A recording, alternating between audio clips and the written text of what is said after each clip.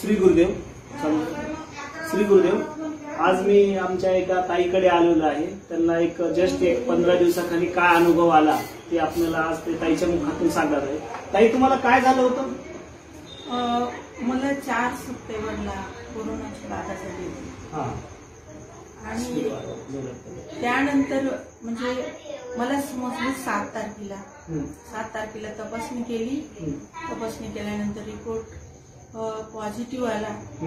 Scan केलं तर 18% pneumonia आणि त्याला हे झाला होता, कोरोना झाला होता. डॉक्टरांनी फार सेव्हिअर आहे, तुम्ही कसं हँडल करू शकता हे मला माहिती नाही असं सरळ शब्दात सांगितले. लातूरच्या कुठल्याच दवाखान्यामध्ये मला ऍडमिट करून घेतले नाही. तेव्हा मी लातूरहून गाडी करून इथं आले नांदेडला. शंकरराव चव्हाणला मी रात्रीच्या 8:30ला 14 तारखेला 14 सप्टेंबरला ऍडमिट झाले ICU मध्ये डायरेक्ट. आणि तिथलं वातावरण असं होतं की आधी माहितीच नव्हतं कोरोना काय, पेशंट काय, इथं काय परिस्थिती निर्माण व्हायला हे काहीच माहिती नव्हतं. ज्यावेळेस बेड घेतलं, ऍडमिट झाले, डॉक्टरांनी सगळी व्यवस्था केली आणि मी बेडवर असे म्हणजे असं झोपणार त्या अगोदर माझ्या समोरचा एक पेशंट मेल्याच्या नंतर लक्षात आलं की परिस्थिती फार बेकार आहे. तरी पण म्हणजे स्वामीजीला एक असं स्मरण केलं की स्वामी आता वाचवा, तुमच्या चरणावर माझं पूर्ण तन मन धन आणि शरीर आहे. मला तुम्ही या सगळ्या संकटातून काढा माऊली, धावा. फक्त एकच धावा होत आहे की माऊली धावा. आणि तिथून पुढे माझ्या चोही बाजूचे 14 पेशंट असं इतकं मृत्यूचं तांडव होतं. माऊलींचा खूप धावा केला, माऊली मला या मृत्यूच्या तांडवातून बाहेर काढा. माऊली मला असे माझ्या कॉटच्या इथं बसलेले दिसायचे, गावावरून मी आहे. मला एकदा माऊलीने हाताला धरून ओढून असं बाहेर आणले. बाहेरच्या वरांड्यामध्ये मला शिफ्ट केलं डॉक्टरांनी. परंतु त्यावेळेस माझा सगळा रिपोर्ट निगेटिव्ह आला. निगेटिव्ह आल्याच्या नंतर माझं हृदय धडधडायला लागलं आणि ओढायला लागलं, काळीच खूप ओढायला लागलं. तर माऊली खूप परेशान झाले त्या गोष्टीला. मला दिसतात आणखी माझ्या असं हाताला असं धरले आणि ओढून असं बाहेर काढले. आणि मग डॉक्टरांनी सांगितलं की तुम्हाला आणखीन काय होते असं. तर माझं काळीच ओढायला लागले. मला परत आणखीन ICU मध्ये ऍडमिट केले. त्यावेळेस सांगितलं आता हे बघ तुझ्या चरणावर आहे, मारलंच तरी तुझ्या चरणावर आहे, तुझ्या चरणावर आहे, मला मुक्ती दे. तुझ्या नावाशिवाय मला दुसरं काहीच मरता नाही येऊ नको. असे पुढचे 8 दिवस गेले. पुढचे 8 दिवस गेल्यानंतर माझ्या सगळ्या शरीरातलं जीव गेला असा. फक्त माझं हृदय धडधडायला लागलं.